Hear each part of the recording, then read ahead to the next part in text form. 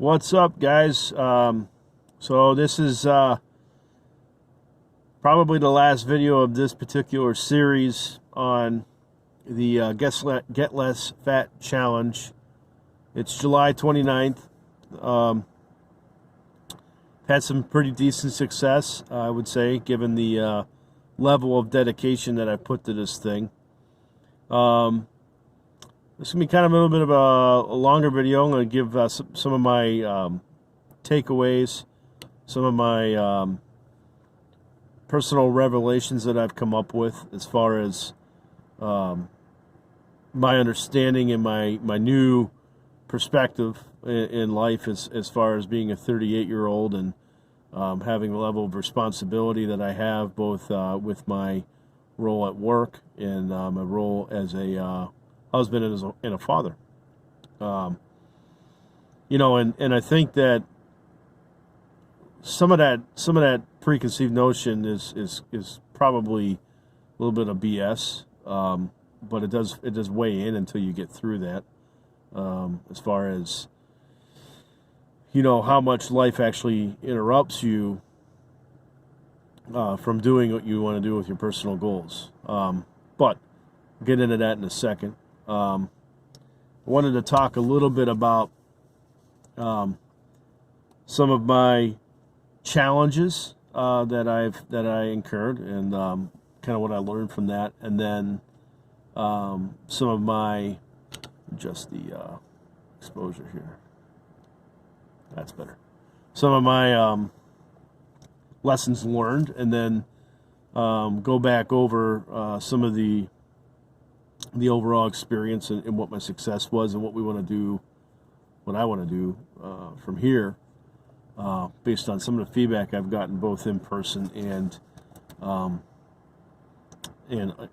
the electronic correspondence through the site and the channel. So started off this my first video was on July 1st.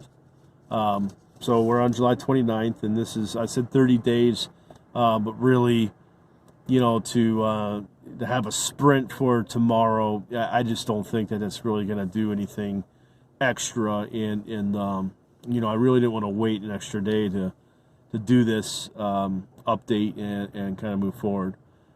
So we're going to call this a close. I'm at 238.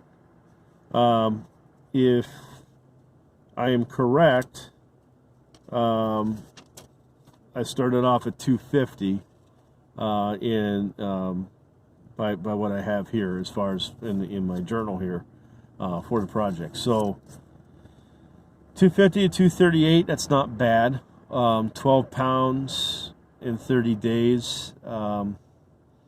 Not quite exactly what I was going for, but respectable nonetheless.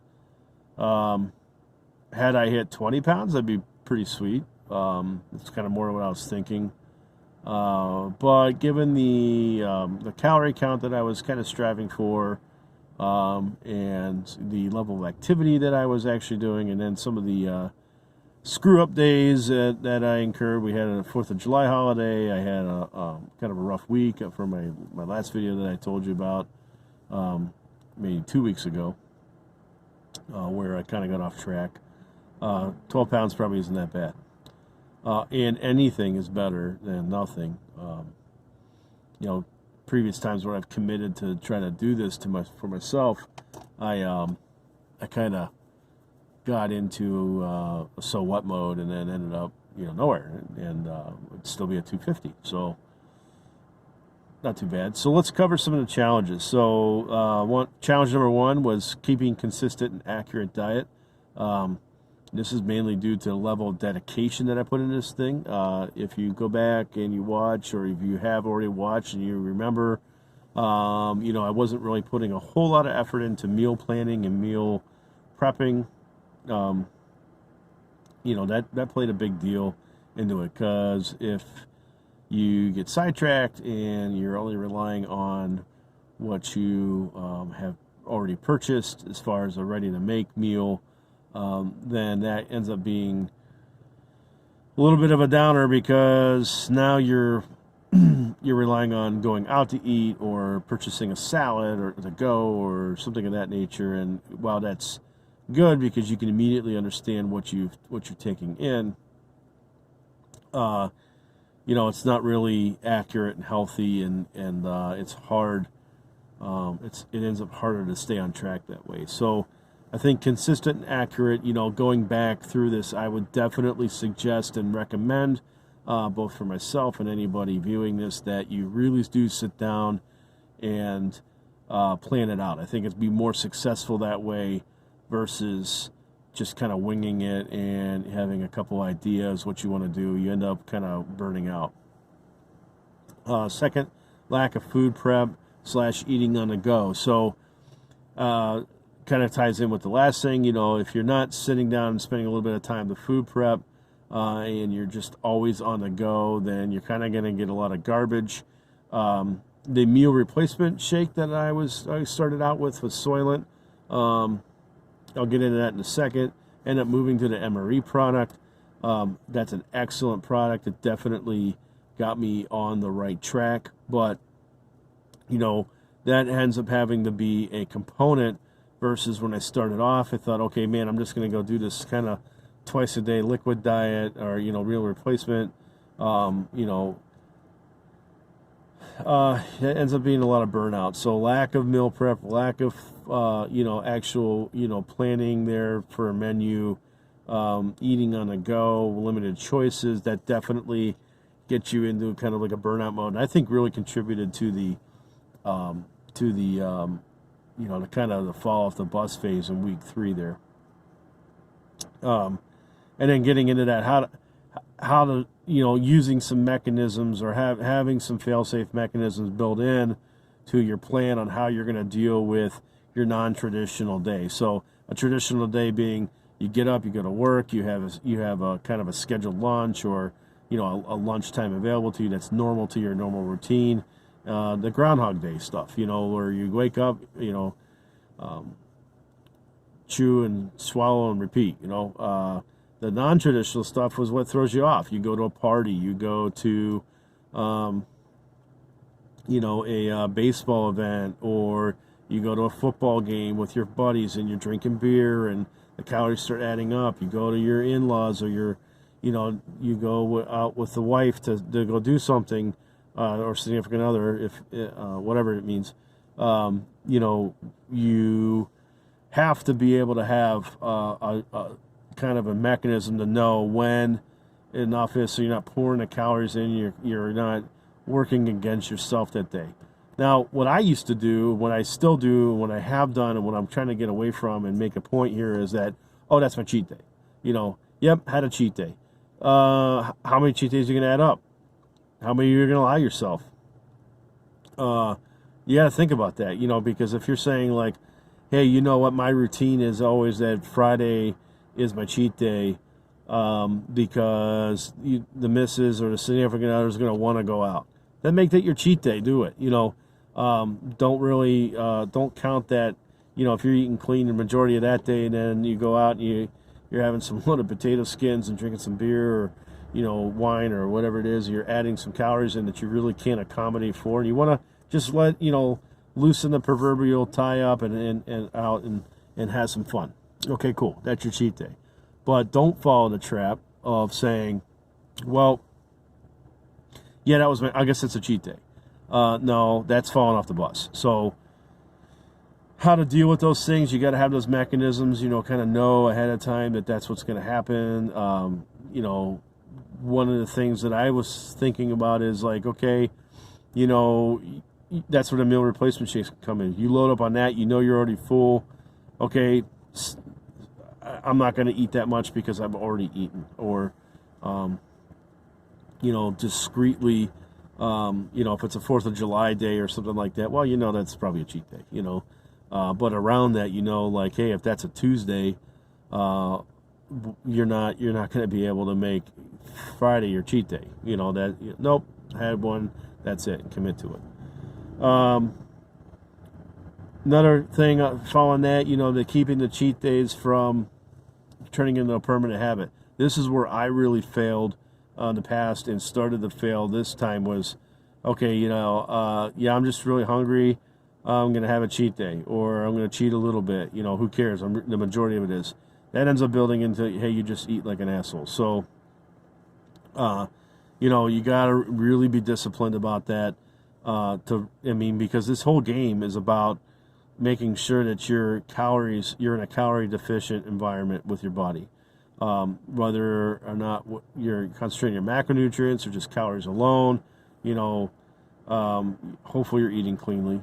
But, whatever it is, you have to make sure that you have those, good calorie counts, and it's a little bit of a marathon, not a sprint. You're not starving yourself, and you're slowly getting back to the place you want to be, or getting your system, your body, back to where it should be as far as a healthy ratio, healthy weight, have a healthy fat percentage, and meet your goals. So you didn't get fat overnight.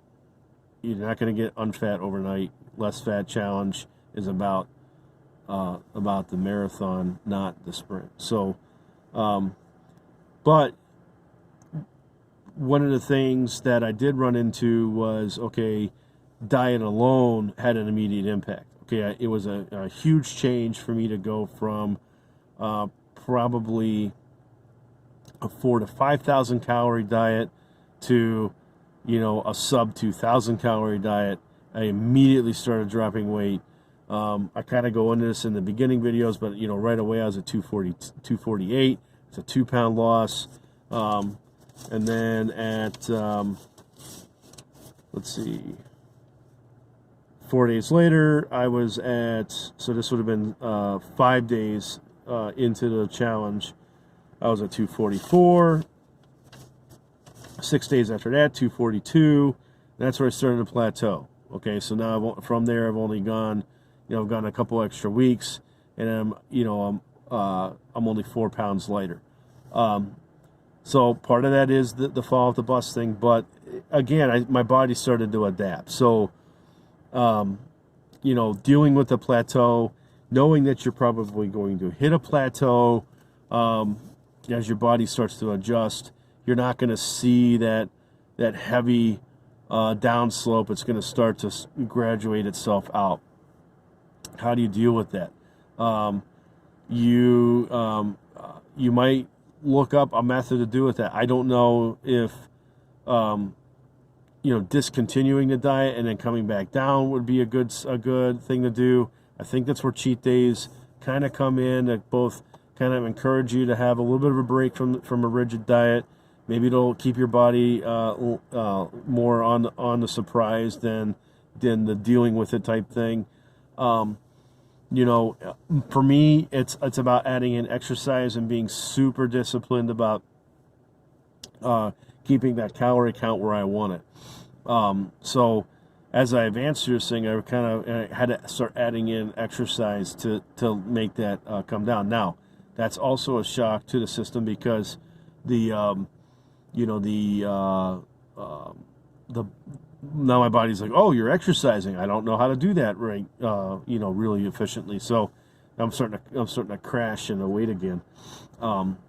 That last 2 pounds, I guarantee, is from my recent spike in activity in the pool, which isn't too terribly much, but it's also kind of a it's a shock. I definitely feel extremely tired in a good way, but exhausted from the workout, and it's not that long of a workout, or that long of a distance from 600 to 800 meters, depending on which day you're talking about. But I'm definitely working a ton harder than I am in any other given day. So, so there's a little bit of shock there, and I expect to see some diminishing returns from that as well. So dealing with those plateaus, you gotta acknowledge that they're going to exist, in my opinion, and then, kind of have a game plan how you're going to deal with that. And I'll probably, in phase 2 of this, which I'll discuss at the end of the video. Probably focus more on that as far as continuing the I hate to say gains, continuing the losses or the reductions or the returns from the effort. Okay, so lessons learned. Just a quick summary of everything we've talked about here. Soylent, it's an okay product. It tastes good. Some are better than others. It's a little bit hard to get, but for me, it's maybe a component. It's of the plan. It's really high in fat. It's soy based, which I'm not too afraid of. Who cares? Some people would argue against the soy thing for whatever reason. I really don't even care to discuss it. But I definitely, from it's, put it this way, it's a very simple product that puts calories in you. To me, it's no different than eating a piece of bread. It's got a little bit more vitamins and stuff in it than bread does, obviously, but it's a very simple product. You move over to something like the MRE product, like a true meal replacement, formulated things for athletes or for individuals that are really looking at this. Look, it's really clean. It's got good carbs. It's got good sources of protein that are multifaceted. And in my, simple, dumb way of understanding this, to me, that has a lot more appeal than just a really simple product based, in my opinion, around, really like the Soylent, that was what I'm talking about. Having that into a really non-complex, complete product. I'm not disavowing or speaking against a Soylent product or a product like it.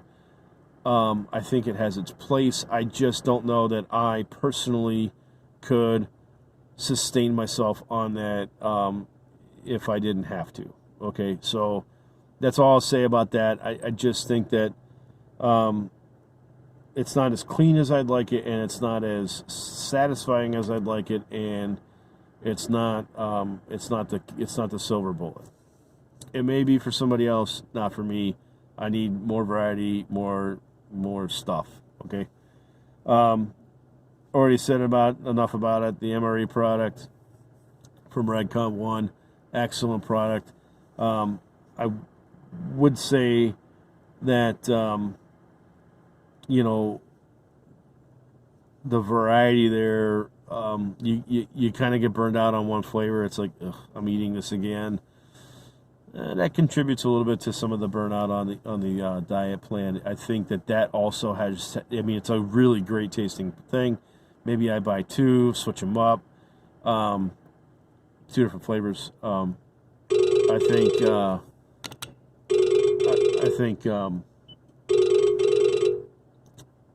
rid of the call there. I think we have to really kind of. You really have to try to recognize that you're going to get burned out on that one thing if you're eating it every day. I did the same thing with back in the day. Tuna salad sandwiches used to be the thing, or just eating a bag of tuna to get your protein count up. It's really kind of, you just get burned out on it.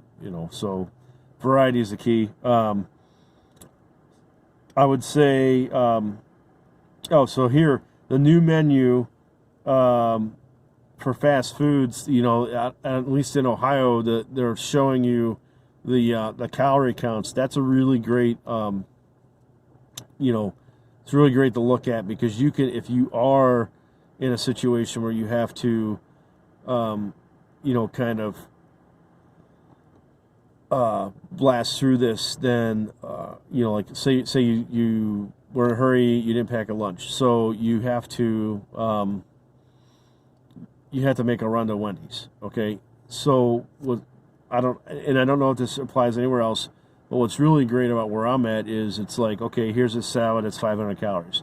it makes it super simple to pick. Yep, I like that. I know I'm getting at least a great calorie count. And the other thing that is, I look at that and I go, geez, wow, I was really eating a lot.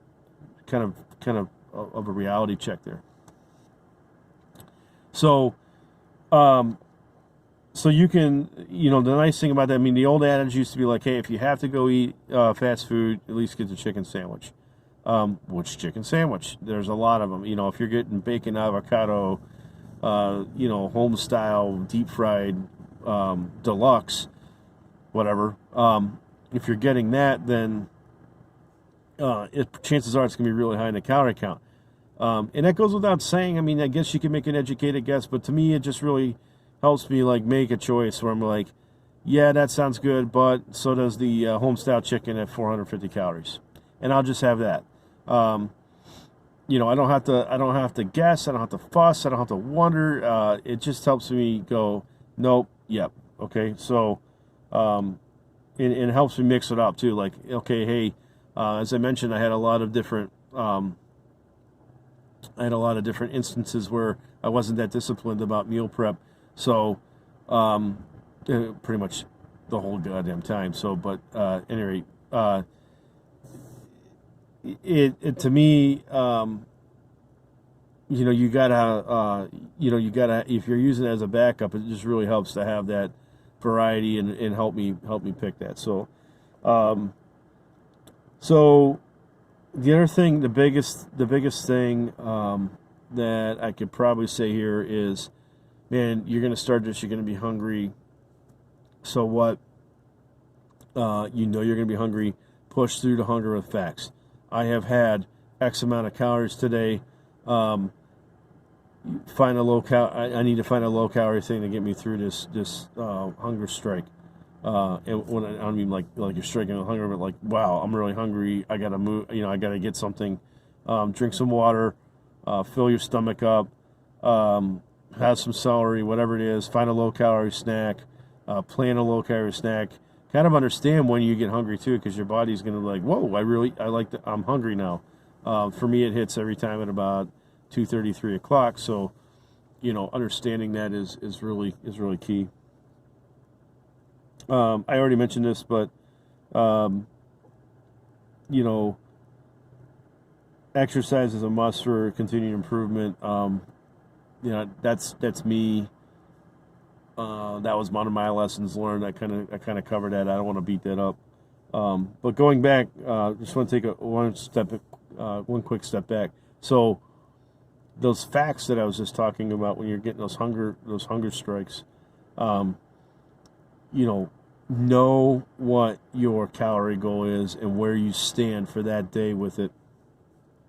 Absolutely imperative that you use that, because basically, to me, hunger is an emotion. I'm hungry. It makes me angry, whatever, the hell hangry thing.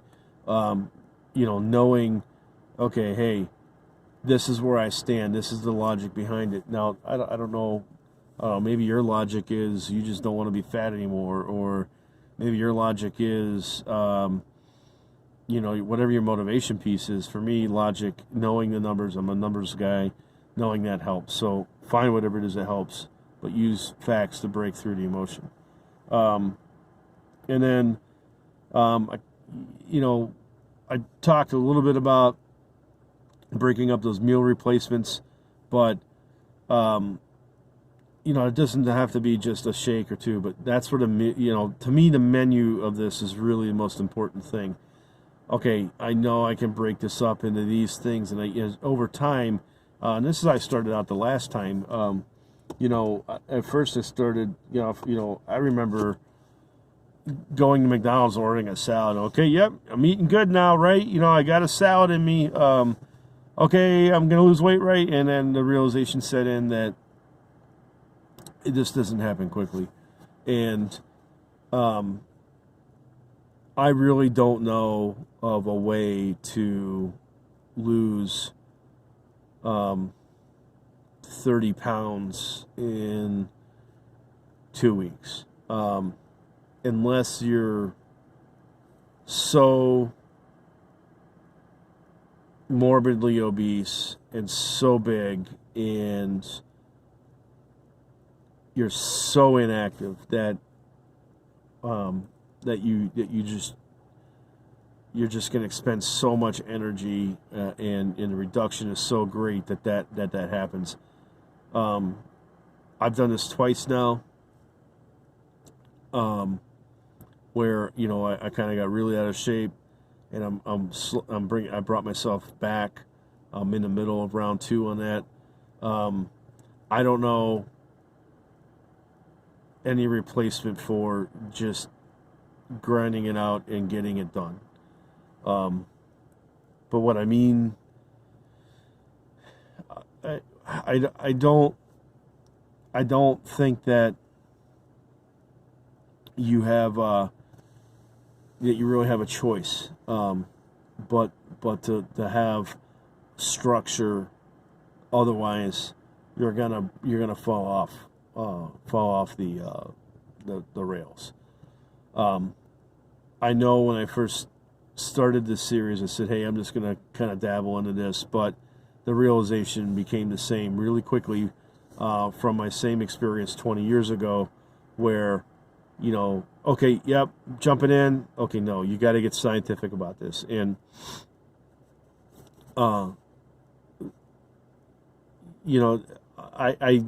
guess what I'm really trying to iterate is like, okay, you can be on a casual diet and lose a few pounds, but if you're in an instance where you're trying to like me, where you're trying to get into a significant weight loss, not 10, I mean, I've proven it right now with this whole thing, 10 pounds, 12 pounds, sure, you can do that.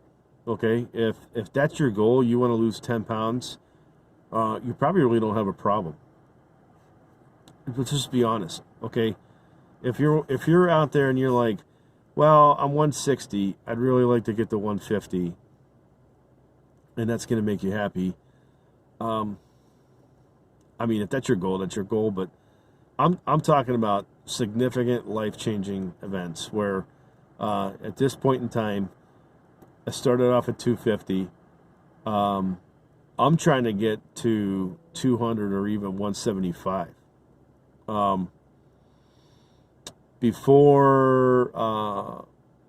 Before this, he was talking about the time after.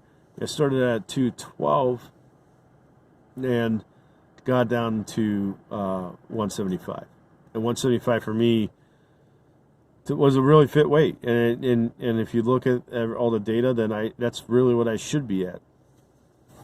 175. I'd be happy right now at 200, but that's 50 pounds, and that to me is a really good goal. I do know folks that said, man, I'd really like to lose about 5 pounds. Okay, then go out and lose 5 pounds in a week. I mean, I don't know how that really changes anything for you. Maybe that makes you feel better about your physique or whatever. But I'll tell you what, man, I don't know anybody I know that lost 5 pounds and turn around and look better. I mean, unless you're so crazy skinny that losing 5 pounds, makes a significant impact because your body fat's already that low, then that's cool for you. But it's just a different discussion. So I think overall, this is a pretty successful challenge. What I hope that all you guys take away from this, anybody that sees this, and right now it's a lot of family members, but I'm hoping that over time that there's some folks that are in the same position I'm in, middle-aged, near middle-aged, and have significant time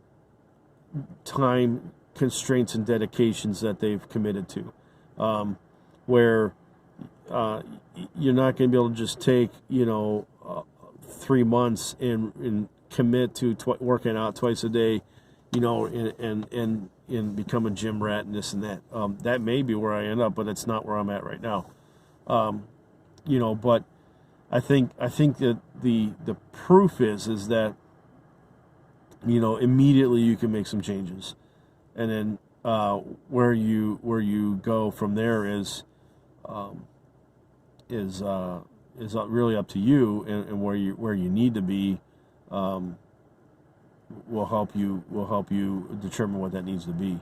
But here's what I'm thinking for the next challenge. So as of today, I'm going to kick off the next phase of this, and I'm thinking that it has to be the as one person suggested, the get more fit challenge. Okay, so I'm going to put weight loss aside. We're going to continue to track it, but what I'm going to track is some of these performance goals related to my ability to actually put out work. So stay tuned for that next video. We're going to kick off the Get More Fit challenge. Please comment or get a hold of me via the Gear Hooker page on Facebook. Just search Gear Hooker and subscribe for more updates, and hit the bell for notifications. And again, thanks everybody that's been involved with this for continuing to motivate me, even though I became a little bit disinterested in doing this. So that's Derek, that's Stephanie. You guys are the bomb.